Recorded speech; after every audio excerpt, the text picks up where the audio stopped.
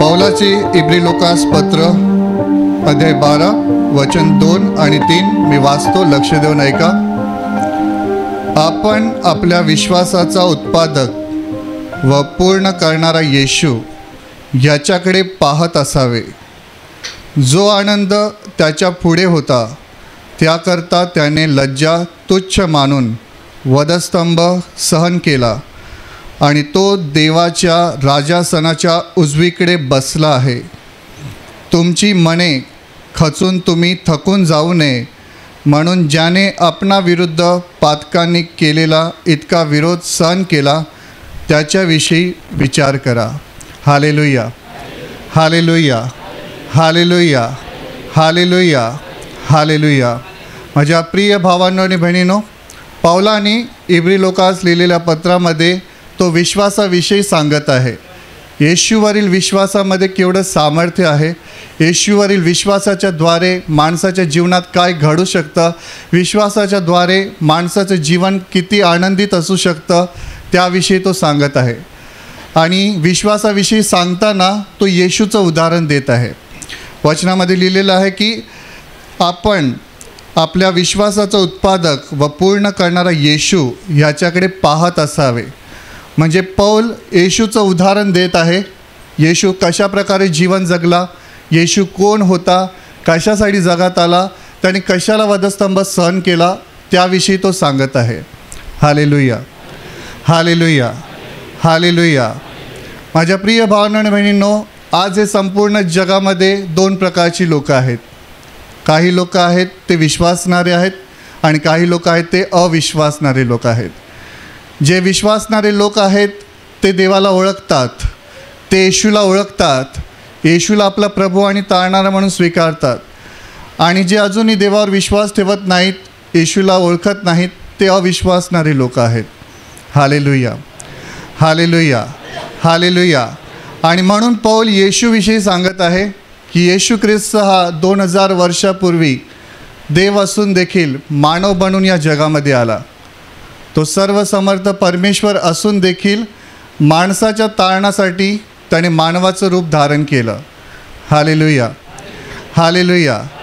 येशू कोणी पृथ्वीवरनं आलेला नाही आहे, येशू स्वर्गातून आलेला आहे. येशू पृथ्वीवरचा नाही, तो स्वर्गातून आलेला आहे. हालेलुया.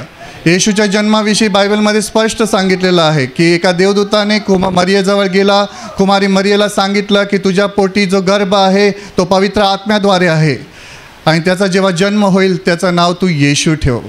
कोणत्याही पुरुषाचा संबंध न येता येशूचा जन्म झालेला आहे.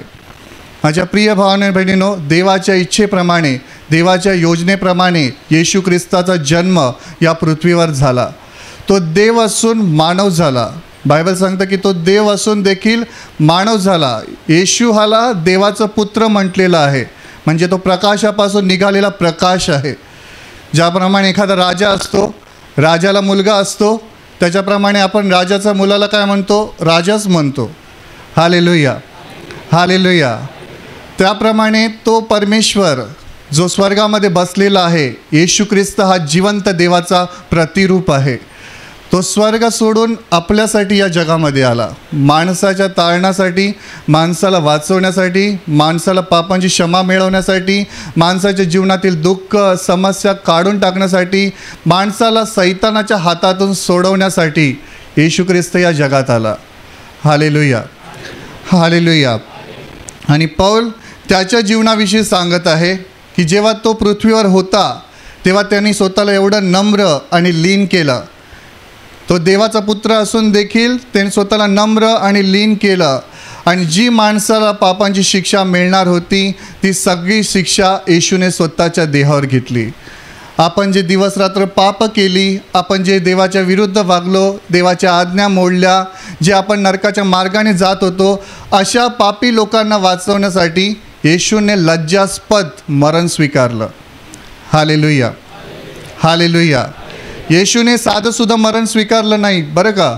येशूने लज्जास्पद मरण स्वीकारलं. बायबल सांगते की येशूला माणसाच्या पापामुळे त्याच्या पवित्र शरीरावर चाबकाचे फटके मारण्यात आले. आपण पाप केली, आपल्या पापांची सगळी शिक्षा येशूच्या देहावर देण्यात आली. माणसाच्या पापासाठी त्याला वस्त्रहीन करण्यात आलं. त्याने काही पाप केलं होतं का? काहीच नाही. बायबल सांगतं तो निष्पाप देवाचा कोकरा होता, पण माणसाच्या तारणासाठी त्याने स्वतःचा प्राण दिला.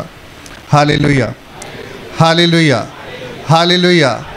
येशूला आपल्यासाठी मारण्यात आलं, आपल्यासाठी त्याचा अपमान करण्यात आला, आपल्यासाठी त्याचा छळ करण्यात आला, आपल्यासाठी त्याला दुःख भोगावं लागलं.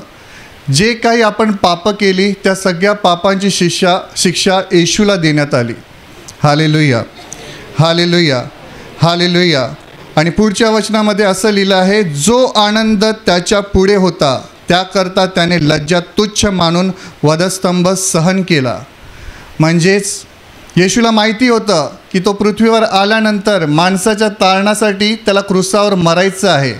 येशूला माहिती होतं की त्याचे हाल करणार आहेत, त्याचा अपमान करणार आहेत, शास्त्री आणि पौरुषी त्याला धरून नेणार आहेत, त्याची निंदा करणार आहेत. हे सगळं काही येशूला माहिती होतं. पण वचन सांगते की त्याच्या पुढे जो आनंद होता त्यापुढे त्याने सगळ्या गोष्टींकडे दुर्लक्ष केलं. Hallelujah, hallelujah, hallelujah. म्हणजे त्यांनी बाकी सगळ्या गोष्टींना तुच्छ मानलं. लज्जा तुच्छ मानून लाज बाळगली नाही की मी अशा प्रकारे मरणार आहे, मला अशा प्रकारे दुःख भोगावं लागणार आहे, माझं पुढे कसं होईल याविषयी येशूने विचार केला नाही. आणि का विचार केला नाही? कारण त्याच्या पुढे आनंद होता. आज जगामध्ये अनेक लोक आनंद मिळवण्याचा प्रयत्न करतात. कोणी पिकनिकला जातं, कोणी फिरायला जातं, कोणी खाण्यामध्ये आनंद मानतं, कोणी दुसऱ्या गोष्टींमध्ये आनंद मानतं. पण देव जो आपल्याला आनंद देतो तो या जगातला आनंद नाही, पवित्र आत्म्याचा आनंद आहे. पवित्र आत्म्याचा आनंद, पवित्र आत्म्याची शांती, तो देव आपल्याला देण्यासाठी इच्छुक आहे. Hallelujah, hallelujah. आणि म्हणूनच बायबल सांगतं की येशूने वधस्तंभ सोसलं, मरण सोसलं. येशू मरणासाठी तयार झाला. का तयार झाला? कारण त्याला माहिती होतं की मला क्रूसावर खेळलं जाणार आहे, माझा अपमान केलं जाणार आहे, माझी निंदा केली जाणार आहे, मेल्यानंतर मला कबरेमध्ये ठेवणार आहे, पण तिसऱ्या दिवशी मी मरणातून पुन्हा जिवंत होणार आहे आणि देव पित्याच्या उजवीकडे युगानुयुग बसून संपूर्ण जगाचा मी न्याय करणार आहे. हा आनंद येशूसमोर होता. Hallelujah, hallelujah. हा आनंद येशूसमोर होता. म्हणून बायबल सांगते की येशूने लज्जा तुच्छ मानली. माझ्या प्रिय भावांनो आणि बहिणींनो, आज देखील जगामध्ये अनेक लोक आहेत ज्यांनी येशूवर विश्वास ठेवला. काही काळ ते येशूबरोबर चालले, पण कालांतराने त्यांच्या विश्वासावर जेव्हा हल्ला होतो किंवा लोक त्यांची निंदा करतात, अपमान करतात, तर ते त्यांचा विश्वास सोडून देतात. ते त्यांचा विश्वासातला प्रवास अर्धवट सोडून देतात. म्हणून पुढच्या वचनामध्ये असं लिहिलेलं आहे की तुमची मने खचून तुम्ही थकून जाऊ नयेत, म्हणून ज्याने आपणाविरुद्ध पातकाने केलेला इतका विरोध सहन केला त्या येशूविषयी विचार करा. Hallelujah, hallelujah. आजकाल माणूस विचार करायला तयारच नाही आहे. सगळ्यांना झटपट गोष्टी व्हायला पाहिजे. पण वचन सांगतं की त्या येशूविषयी विचार करा ज्यांच्या विरुद्ध पातकांनी एवढा विरोध केला, त्यांनी एवढं सहन केलं, तर आपण काय आहोत? माझ्या प्रिय भावांनो बहिणींनो, वचनामध्ये स्पष्ट लिहिलेलं आहे, आपल्या विश्वासाचा उत्पादक व पूर्ण करणारा येशू याच्याकडे पहा. वचन सांगतं की आपल्याला येशूकडे पाहिलं पाहिजे. येशूकडे पाहिल्यावर काय होईल सांगा? बायबल सांगतं की यशया पुस्तकामध्ये असं लिहिलेलं आहे की त्याच्याकडे काही पाहावे असे त्याचे रूप नव्हते. का? कारण त्याला एवढे हाल करण्यात आले होते, त्याला एवढं मारण्यात आलं होतं की त्याचं शरीर, त्याचं रूप पूर्णपणे विद्रूप दिसत होतं. पण बायबल सांगतं जे येशूला पाहतात त्यांचे चेहरे प्रकाशित होतात. जे येशूवर विश्वास ठेवतात, देव स्वर्गातून त्यांच्या जीवनात मोठे आशीर्वाद पाठवतो. आणि म्हणून तुम्हाला येशूकडे पाहता यायला पाहिजे. म्हणून आपल्यासुद्धा इथे वचन लिहिलेलं ना, पहा हा देवाचा कोकरा जो जगाचे पाप घेऊन जातो. पापहरण करणारा. येशूकडे पाहाल तर तुम्हाला कळेल की येशूने तुमच्यासाठी प्राण दिलेला आहे, येशूने तुमच्यासाठी रक्त दिलेलं आहे. पण जर तुम्ही पाहिलातच नाही, तुम्हाला त्याच्याविषयी माहितीच नसेल, तर तुम्ही त्याच्यावर विश्वास कसा ठेवणार? Hallelujah, hallelujah, hallelujah. म्हणून पौलाने पहिलं येशूबद्दल सांगितलं आहे की तो कसा जीवन जगला. त्याच्यासमोर जो आनंद होता तो जगातला नव्हता, स्वर्गातला आनंद होता. म्हणून त्याने अपमान, निंदा, छळ सर्व काही सोसलं, कारण त्याला माहिती होतं की मेल्यानंतर मी युगानुयुग देवपित्याच्या उजवीकडे राहणार आहे. Hallelujah, hallelujah. आणि जर तुम्ही बायबल नीट वाचलं असेल तर तुम्हाला येशूच्या शिष्यांच्या जीवनाविषयी पण कळेल. सगळ्यात महत्त्वाचं आहे की तुमचा येशूवरील विश्वास हा वाढला पाहिजे. तुमच्या येशूवरील विश्वासामध्ये तुम्ही टिकून राहायला पाहिजे. तुम्ही येशूवरील विश्वासामध्ये चालत राहायला पाहिजे. का? जर तुम्ही विश्वासामध्ये टिकून राहिला नाहीत, चालला नाहीत, तर तो सैतान ज्याच्या हातातून तुम्ही बाहेर आलेला आहात तो पुन्हा मागून येणार आणि तो तुम्हाला पकडून ठेवेल.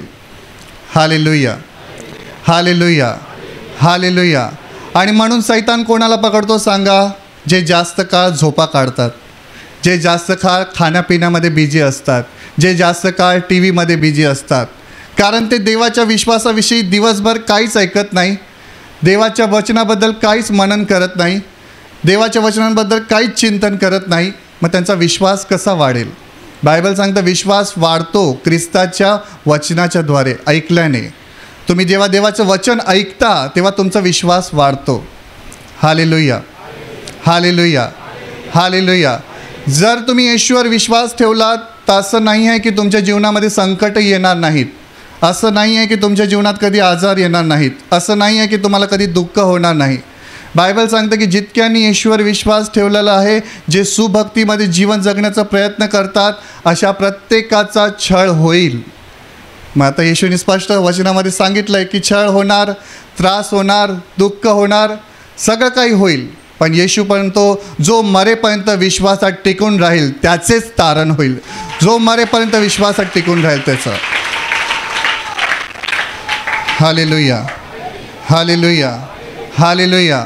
म्हणून जेव्हा लोक तुमचा अपमान करतात, लोक तुमची निंदा करतात, लोक तुमच्या विरुद्ध म्हणतात, तेव्हा तुम्ही दुःखी व्हायला नाही पाहिजे, तुम्ही निराश व्हायला नाही पाहिजे. उलट तुम्ही येशूकडे पाहत राहायला पाहिजे.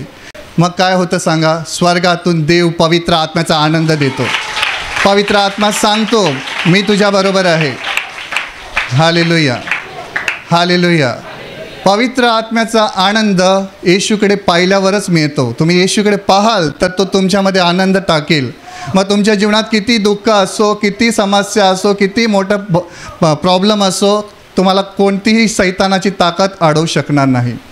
Hallelujah, hallelujah, hallelujah. त्या भावाने साक्ष दिली ना की तो कुठेतरी काम करत होता आणि कुठेतरी मॅनेजर होता, आणि तो म्हणतो की एकदाच इथे प्रार्थनेला आलेला वाटतं, आणि त्यांनी प्रार्थनेत भाग घेतला, आणि तो मला वाटतं बहुतेक लांब राहत असावा म्हणून त्याला इथे यायला मिळालं नाही. पण तो काय करत होता? घरी रोज प्रार्थना बघायचा, प्रार्थना करायचा. आणि तो सांगतो जिथे तो काम करत होता बँकेत, ते बँकेमधून त्यांना कमी करण्यात आलं. त्यांना सांगितलं आता तुम्ही घरी बसा. त्यावेळेला या भावाची अशी स्थिती होती, तो म्हणतो 5 महिने की 6 महिने त्याला नोकरी नव्हती. तो घरामध्ये निराश होता, दुःखी होता, मित्र त्याचा अपमान करायचे, निंदा करायचे. पण जेव्हा तो इथे प्रार्थनेला आला, त्याने प्रार्थना केली प्रभूकडे, घरी जाऊन रोज प्रार्थना करत राहिला, बायबल वाचत राहिला, देवाची स्तुती करत राहिला, तेव्हा देवाने वचनाद्वारे त्याच्याशी बोललं. वचन त्याला मिळालं की जे येशूवर विश्वास ठेवतात ते कधी लज्जित किंवा फज्जित होणार नाही. त्याने काय केलं? देवाकडे पाहिलं, येशूकडे पाहिलं, विश्वास ठेवला. येशू मला लज्जित आणि फज्जित होऊ देणार नाही. तो म्हणतो 20 ते 25 ठिकाणी त्याने इंटरव्ह्यू दिलं पण पास झाला नाही.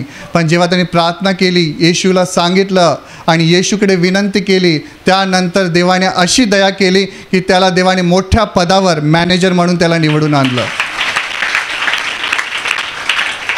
Hallelujah, hallelujah, hallelujah. पण तो घरी गेला असता आणि मग फक्त असाच बसला असता तर हे आशीर्वाद त्याला मिळाले असते का? नाही. त्याने घरी गेला, त्यांनी येशूकडे पाहत राहिला आणि जो विश्वासाचा निर्माता आहे, ज्याच्याकडून विश्वास येतो, त्याच्याकडे त्यांनी प्रार्थना केली. Hallelujah, hallelujah. आणि जे लोक त्याला चिडवत होते त्याला त्यांनी काही बोललं नाही. ज्याला बोलायचं होतं त्याला त्यांनी सांगितलं, येशूकडे त्यांनी प्रार्थना केली आणि देवाने स्वर्ग उघडून त्याचं जीवन आशीर्वादित केलं. Hallelujah, hallelujah, hallelujah. म्हणून माझ्या प्रिय भावांनो आणि बहिणींनो, तुमच्या जीवनामध्ये पण एखादी समस्या असेल, दुःख असेल, आजार असेल, भांडणं असतील, निराशा असेल, लोक तुमचा अपमान करत असतील, निंदा करत असतील, छळ करत असतील, तुम्ही कामावर असताना, घरामध्ये असताना, कुटुंबातील लोकांच्याद्वारे सगळं काही तुमचा विरोध करत असतील, म्हणून पौल सांगतोय की तुमची मने खचून जाऊ नयेत. म्हणून ज्यांनी पातक्यांनी येशूच्या बरोबर एवढा विरोध केला त्याचा तुम्ही विचार करा. Hallelujah, hallelujah. जगामध्ये जेव्हा आपण जगत असतो तेव्हा आपल्याला कोणतीही आशा नसते.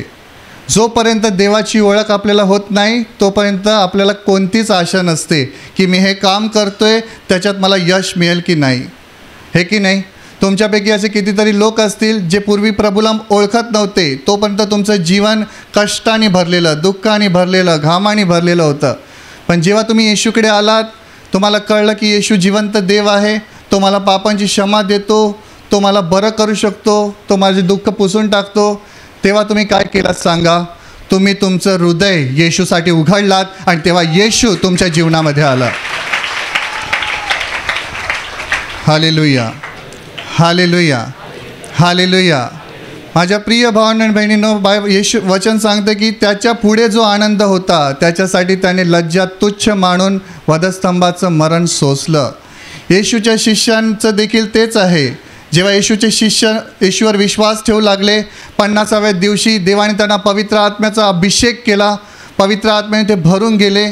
ते मोठमोठे चमत्कार करू लागले, लोकांना येशूविषयी सांगू लागले, अद्भुते दाखवू लागले. आणि तेव्हा काय झालं सांगा? तेव्हा अनेक लोक त्यांच्या विरोधामध्ये उभे राहिले.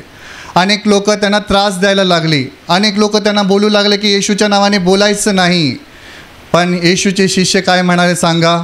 आम्ही माणसापेक्षा देवाचे ऐकावे हे बरे आहे. माणसापेक्षा आपण देवाचं जास्त ऐकलं पाहिजे. Hallelujah, hallelujah. आणि बायबल असं सांगतं की जेव्हा येशूच्या शिष्यांना पकडण्यात आलं, त्यांना तुरुंगात टाकण्यात आलं, त्यांना मारण्यात आलं, त्यांचा अपमान करण्यात आला, त्यांचा छळ करण्यात आला, पण प्रेषितांची कृत्य अध्याय 5 वचन 41 असं लिहिलेलं आहे, ते तर येशूच्या नावाकरिता अपमानित झाले म्हणून ते आनंद करू लागले. आता मला सांगा, त्यांना कोणता आनंद मिळत असेल? येशूच्या नावाकरता त्यांनी दुःख सहन केलं, अपमान सहन केला, पण वचन सांगतं की ते तर आनंदित झाले. का? कारण त्यांना माहिती होतं येशूसाठी मेलो तरी आम्ही स्वर्गामध्ये जाणार आहे. येशूसाठी अपमान सहन केला तरी आम्हाला प्रतिफळ मोठं आहे. Hallelujah, hallelujah, hallelujah. म्हणून माझ्या प्रिय भावांनो बहिणींनो, ह्या वचनाप्रमाणे तुमच्या जीवनात पहिली गोष्ट म्हणजे तुमचा विश्वास वाढावा म्हणून तुम्ही रोज देवाकडे प्रार्थना केली पाहिजे. दुसरी गोष्ट, तुमच्या जीवनामध्ये पवित्र आत्म्याचा आनंद नेहमी असला पाहिजे. किती लोक इकडे जेव्हा प्रार्थनेमध्ये येतात त्यांच्या जीवनामध्ये एखादं दुःख असतं, ते कोणाला सांगू शकत नाही, पण जेव्हा प्रार्थना सुरू होते तेव्हा काय होतं? स्वर्गातून देव हात लांब करतो, त्यांच्या हृदयाला स्पर्श करतो आणि जे माणसं रडतात ते पण हसायला लागतात. Hallelujah, hallelujah, hallelujah. आम्ही इथे उभे राहून कधी जोक मारतो का? नाही. कारण स्वर्गातून थेट देव त्या माणसांना बघतो, त्यांच्या हृदयात बघतो की ते दुःखी आहेत, ते रडत आहेत, आणि देव त्यांना पवित्र आत्म्याने भरून काढतो आणि त्यांचं हृदय आनंदित करतो. Hallelujah, hallelujah, hallelujah. म्हणून तुम्ही तुमच्या जीवनातल्या दुःखांकडे, समस्यांकडे कसे बघता ते महत्त्वाचं आहे. एखादा माणसाच्या जीवनामध्ये आजार आला आणि तो म्हणेल, किती येशूवर विश्वास ठेवला, किती प्रार्थना केली, काय होतच नाही, हे की नाही. काही लोक लगेच निराश होतात, काही लोक लगेच विश्वास सोडून देतात, काही लोक लगेच देवाला दोष पण देतात. लक्षात ठेवा, ज्या येशूवर तुम्ही विश्वास ठेवलेला आहात तो माणूस नाही आहे. ज्या येशूवर तुम्ही विश्वास ठेवलेला आहात तो कोणी नेता नाही आहे, कोणी अधिकारी नाही आहे. ज्या येशूवर तुम्ही विश्वास ठेवलेला आहात तो स्वर्ग आणि पृथ्वीचा मालक आहे. तो आपला निर्माणकर्ता परमेश्वर आहे. Hallelujah, hallelujah. म्हणून दाविदाने स्तोत्रसंहितेमध्ये लिहिलेलं आहे की मला सहाय्य कोठून येते. तो प्रश्न करतो आणि सांगतो पण आकाशाचा आणि पृथ्वीचा जो निर्माणकर्ता परमेश्वर त्याच्याकडून मला सहाय्य येते. तुमच्या जीवनात एखादी समस्या आहे, दुःख आहे, वाईट गोष्ट आहे, तुम्हाला कसं बाहेर यायचं माहिती नाही, वचन सांगतं वरती लक्ष लावा, येशूकडे बघा, येशूवर विश्वास ठेवा, म्हणजे देव तुम्हाला त्या समस्येतून बाहेर काढेल. Hallelujah, hallelujah, hallelujah. बायबलमध्ये सांगितलं की दानियेलाविषयी, जेव्हा दानियल हा देवाचा निवडलेला माणूस जो दिवसातून 3 वेळा न चुकता गुडघे टेकून रोज देवाची उपासना करायचा. आणि बायबल असं सांगतं की एक राजा होता तिथे. त्या राजाचे काही लोक होते, जे अधिकारी होते, ते दानियेलाविषयी जळायचे.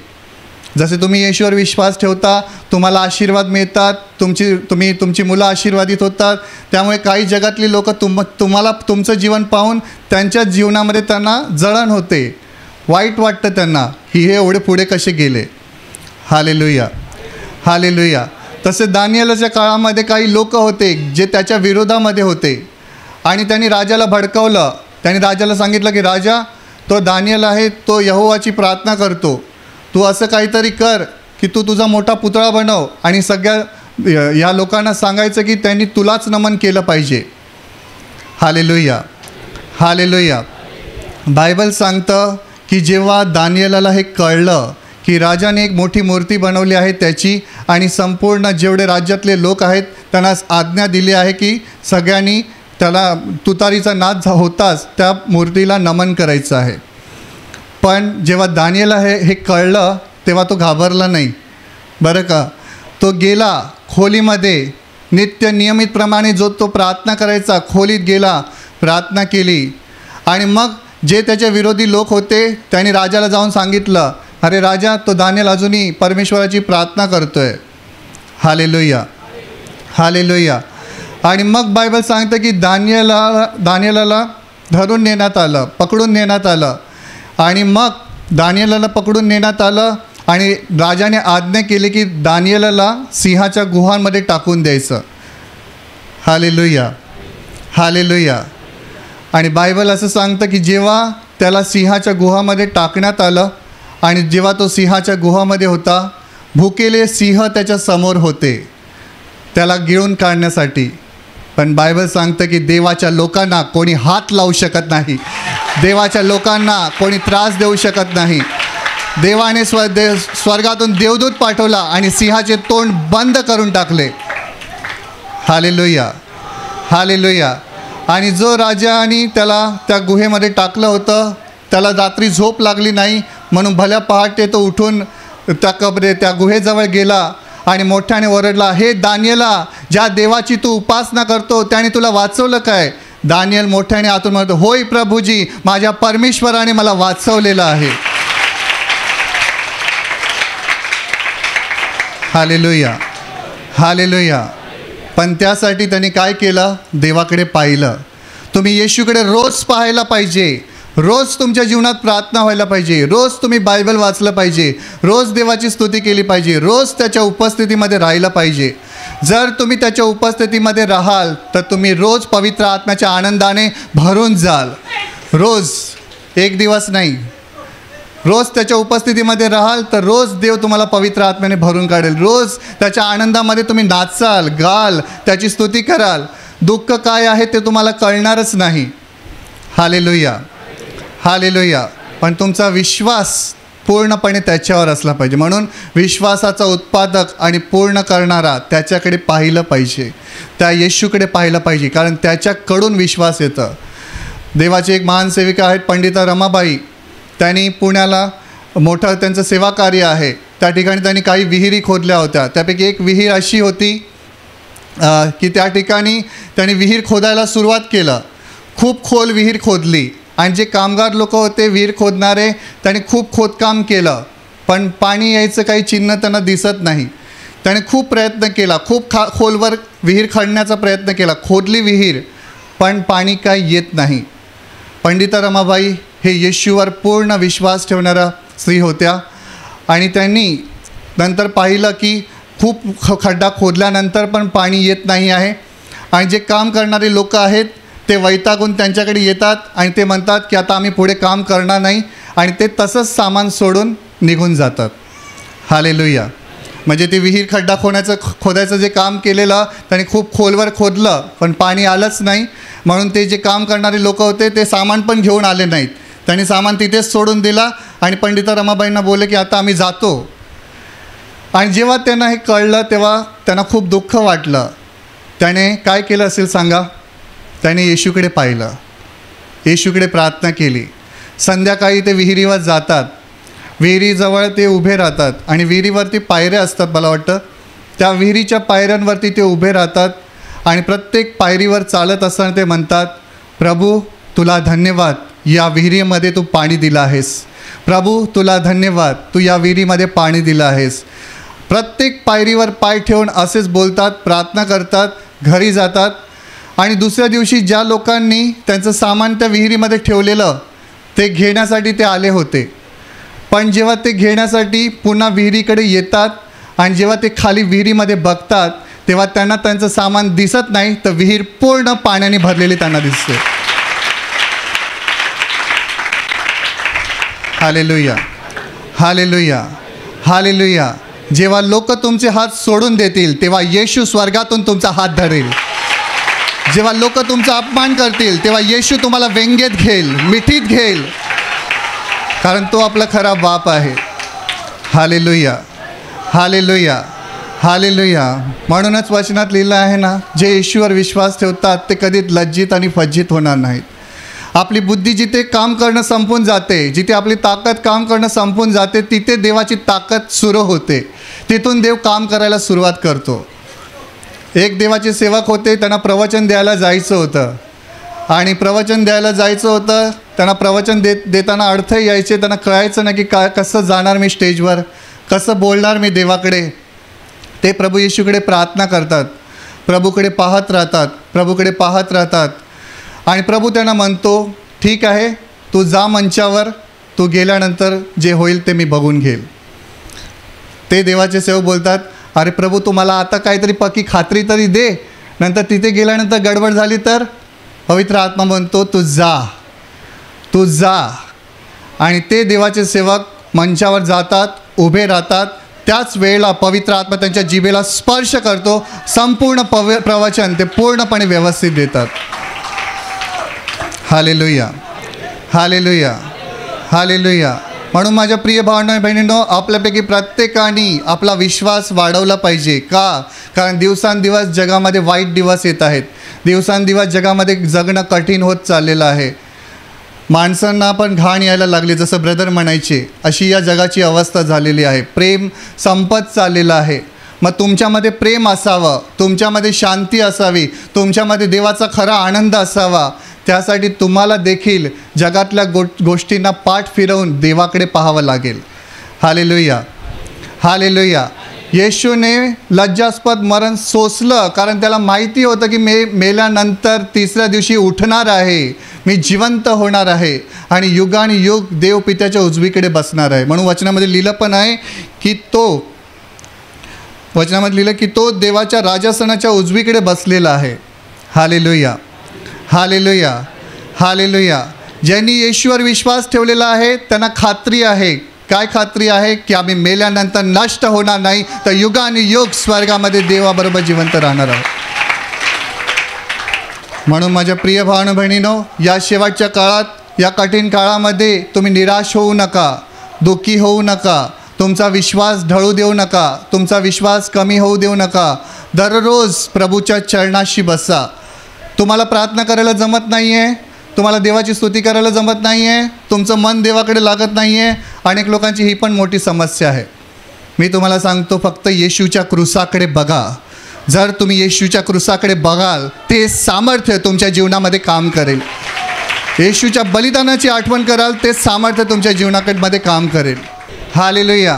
पण जोपर्यंत बघणार नाही तोपर्यंत ते सामर्थ्य तुमच्या जीवनामध्ये कार्य करणार नाही.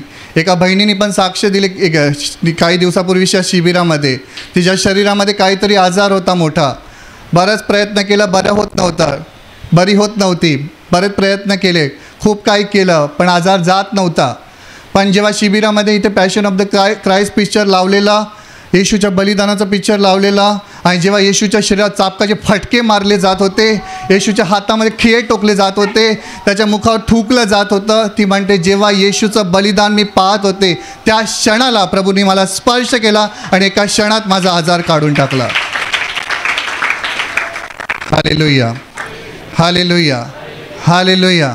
म्हणून या वचनाच्याद्वारे पौलाला 3 गोष्टी सांगायच्या. एक, तुम्ही आपला विश्वासाचा उत्पन्न करता आणि पूर्ण करणारा येशू ह्याच्याकडे पहा.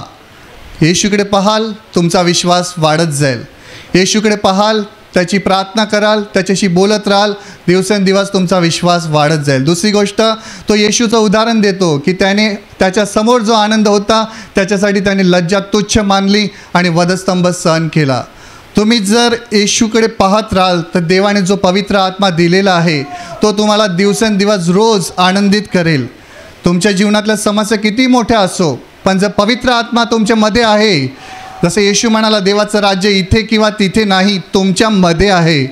येशू तुमच्यामध्ये बसलेला आहे. जर तो तुमच्यामध्ये आहे तर पवित्र आत्म्याचा आनंद आहे, त्याने तुम्ही भरून जाल. हालेलुया. आणि तिसरी गोष्ट, जर पवित्र आत्म्याचा आनंद तुमच्यामध्ये आहे आणि सैतानाने कितीही तुमच्या जीवनाविरुद्ध वाईट योजना आखली किंवा दुष्ट आणि वाईट लोक तुम्हाला पाडण्याचा प्रयत्न करतील, तर ज्याप्रमाणे स्तोत्रसंहितेमध्ये लिहिलेलं आहे, नीतिमान 7 वेळा पडेल पण पुन्हा देव त्याला उभं करेल. Hallelujah, hallelujah, hallelujah. तर लक्षात ठेवा, विश्वास ठेवा की जर तुम्हाला सैतानाने खाली पाडलं तर देव तुम्हाला त्याच्या 10 पट उंच करेल, 10 पट तो तुम्हाला वर आणेल. हालेलुया. तर या वचनाप्रमाणे आपल्या जीवनामध्ये बदल करा. येशूवरील विश्वासामध्ये चालत राहा, येशूच्या मागे चालत राहा, प्रार्थना करा, देवाची स्तुती करा, त्याची वचनं वाचत राहा. आणि जसं मी सांगितलं, हा आनंद तुम्हाला असाच मिळणार नाही, तुम्हाला देवाच्या उपस्थितीमध्ये बसावं लागेल. जर तुम्ही खूप झोपणारे लोक असाल किंवा खूप आळशी असाल तर तुम्हाला देवाकडे प्रार्थना करण्याची गरज आहे की देवा, जो आनंद तू येशूच्या मध्ये टाकलेला तो आनंद माझ्या हृदयात टाक. मग काय होईल सांगा? देव तुम्हाला तो आनंद देईल आणि तुम्हाला तृप्त करेल. Hallelujah, hallelujah. पण जो मागेल त्यालाच मिळेल ना, मागणार नाही तर कसं मिळणार? जो देवाला म्हणेल, हे देवा मला तुझ्या पवित्र आत्म्याने भरून काढ, देव स्वर्ग उघडेल आणि पवित्र आत्म्याचा अभिषेक तुमच्या जीवनावर करेल. Hallelujah, hallelujah. तर या वचनाप्रमाणे स्वतःच्या जीवनामध्ये बदल करा, ज्याद्वारे मेल्यानंतर तुमचा प्रवेश अनंत काळ स्वर्गामध्ये होईल. Hallelujah, hallelujah, hallelujah. आई, तुमचं नाव सांगा. ताईसिंग चंद्रपाल. तुमची काय साक्ष आहे? माझी साक्ष आहे, बरगड्या दुखत त्या बरगड्या पाठाने टोचत होतं, पाय दुखत होतं, पडली होती. तर आता सगळं मला बरं वाटायला लागलं. बरगड्यांमध्ये कधीपासून दुखत होतं? मग झालं 5-6 वर्ष झालं दुखत होतं. हे बरगड्या 5-6 वर्षापासून दुखत होत्या आणि तो टोचत पण होतं. 5-6 वर्ष झालं. तर ह्या प्रार्थनामध्ये मी बरी झाली. सोमवारी आजार मुक्तीच्या प्रार्थनेत देवाने तुम्हाला बरं केलं. येशू प्रभूने कोटी कोटी धन्यवाद. येशू प्रभूला कोटी धन्यवाद. मला येशू प्रभूला, येशू राजा. आणि तुमच्या पायाला मार लागलेला का? कोणत्या पायाला? पडलेला होत्या म्हणून मार लागलेला, त्यामुळे तुम्हाला उठायला बसायला त्रास होत होता? उठायलाच नव्हतं येत, असं हात टेकवायचे उठायच्या. आता बसायला येतं, उठायला येतं. कधी बरे झाला तुम्ही? आता शेवटच्या प्रार्थनात हे पायाचं. शेवटच्या प्रार्थनेत जेव्हा सांगितलं की नाचून गाऊन स्तुती करा देवाची, तुम्ही देवाची स्तुती केली नाचून गाऊन? हां, नाचून. तर आणि आता तुम्हाला उठायला बसायला जमते? हा, जमते. दाखवा उठून बसून. परत एकदा करा, परत एकदा. आता त्रास नाही होत तुम्हाला? हां, त्रास नाही झाला? त्रास नाही होत. देवाने पूर्ण बरं केलं. पूर्ण बरं केलं येशूने.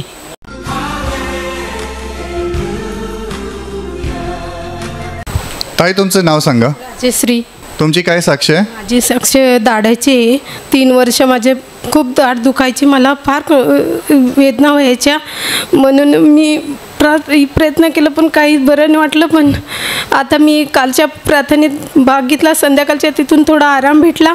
आता अख्खा दिवसात मला परत भाग घेतला तर एकदम बरं वाटलं. म्हणजे आता दाढेचं आजार सगळं बरं झालं. 3 वर्ष दाढ दुखत होती, म्हणजे काही खाताना वगैरे खूप वेदना व्हायच्या.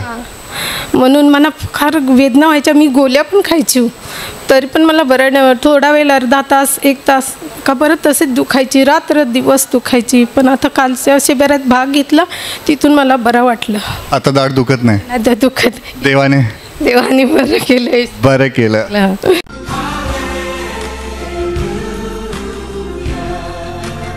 नेमकं बुधवारच्या दिवशी मागच्या काय झालं होतं? मी जेव्हा माझ्या कामाच्या वेळेमध्ये घरातून निघालो, कामावर जायच्या आधी मी बायबल वाचून आणि वचनं बोलून मी प्रार्थना करून बाहेर निघायचो. आणि बुधवारी असं झालं, मी माझ्या रोजच्या वेळेच्या कामावरच्या निमित्तानं मी निघालो आणि प्लॅटफॉर्मला जेव्हा आलो मी गाडी पकडायला, आणि गाडी म्हणजे जे उतरणारे आणि मला चढणारे एकाच वेळेला गर्दी झाली आणि मला चढायला मिळालं नाही. माझा पाय घसरल्यामुळे एक पाय प्लॅटफॉर्मच्या म्हणजे रेल्वेच्या आणि प्लॅटफॉर्मच्या ह्याच्यामध्ये गेला आणि एका पायावरती मी पडलो. आणि एक डावा हात माझा सुटला आणि एक हाताने ज्या मधल्या खांब्याला पकडून राहिलो. आणि मला वाटलं तर माझा हा शेवटचा बुधवार असेल असं मला वाटलं होतं. परंतु प्रभूने दया केली. मला माहीत नाही की माझ्या हाताला कोणी पकडलं आहे, ते मला समजलं नाही. मला कोण धीर देत आहे तो. आणि त्याच अवस्थेत मला लक्ष नाही की जखम झाले म्हणून. आणि जेव्हा मी ट्रेनमध्ये जाऊन स्वतःहून उठलो, ट्रेनमध्ये जाऊन बसलो, त्याच्यानंतर बाकीचे जे समोरचे बसले ते बोलायला लागले, तुमच्या भाऊ पायाला जखम झाले तुम्हाला माहीत नाही का? म्हटलं नाही, मला काही समजलं नाही. त्याच्यानंतर मी त्याच अवस्थेत कामावरती चर्चगेट पोचलो. तिथून पुन्हा मग कामावरती वचनं बोलतच राहिलो. मला वाटलं हा दुःख माझे कमी होईल असं मला वाटलं. पण त्या कामावरतून तशाच अवस्थेत 1-1.5 तासांनी पुन्हा मी घरी आलो आणि रक्त थांबत नव्हता. सोमवारी आम्ही शिबिराला यायचं ठरवलं. इथे आलो तरी पण मी लंगडतच आलो होतो आणि माझे हे जे दुखणं होतं ते तसंच होतं. जेव्हा मी संध्याकाळी काउन्सिलिंग प्रार्थना झाली तर मी ब्रदरांना समक्ष सांगितली की माझं असं वेदना होत आहेत. त्यांनी माझ्यासाठी प्रार्थना केली, थोडं कमी झालं. जेव्हा मंगळवारच्या दिवशी याचा पवित्र आत्म्याची प्रार्थना झाली, त्या प्रार्थनेमध्ये मी सामर्थ्याने खाली पडलो. तेव्हापासून मला दुखणं आहे की नाही मला समजलं नाही. पूर्ण माझं दुखणं माझं निघून गेलं. प्रभूंनी महान दया केली म्हणून प्रभूचे धन्यवाद. प्रभू येशूने यांना पूर्णपणे बरं केलेलं आहे. आता चालून दाखवा जरा. परत या इकडे. असं तुम्हाला जेव्हा लागलं होतं तसं चालत नव्हते? नाही, लंगडत चालत नव्हतं. मला अजिबात चालायला, म्हणजे जेव्हा मी चालायचो तेव्हा ह्या पायावर जोरच येत नव्हता बिलकुल. जरी बसायचं असलं तरी ह्या पायाचा बॅलन्स करून मला बसायला व्हायचा, एवढी तकलीफ व्हायची. आता बसू शकता तुम्ही? बसून दाखवा. उठा. प्रभू येशूने या भावाला पूर्णपणे बरं केलेलं आहे म्हणून मोठ्याने टाळ्या वाजवून प्रभू येशूला धन्यवाद.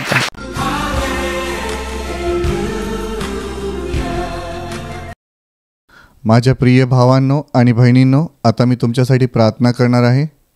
तुम्हाला एखादा आजार असेल तर त्या आजारी भागावर विश्वासाने हात ठेवा. आणि त्या भागावर हात ठेवणे शक्य होत नसेल तर विश्वासाने हात छातीवर ठेवा. एका क्षणात प्रभू येशू तुम्हाला स्पर्श करेल आणि बरं करेल. आणि आपले डोळे बंद करा. या क्षणाला प्रभू येशूचं महान सामर्थ्य तुमच्या उतरो. प्रभू येशूचा स्पर्श तुम्हाला हो. तुमच्या शरीरातील सर्व आजार प्रभू येशूच्या नावाने या क्षणाला निघून जात. तुमच्या जीवनातील प्रत्येक दुःख, संकट आणि आजार प्रभू येशूच्या नावाने या क्षणाला नष्ट होत. तुमच्या जीवनातील सर्व सैतानाची बंधनं तुटून जात आणि तुमच्यावर आणि तुमच्या कुटुंबावर प्रभू येशूचे महान आशीर्वाद येऊत. आमीन.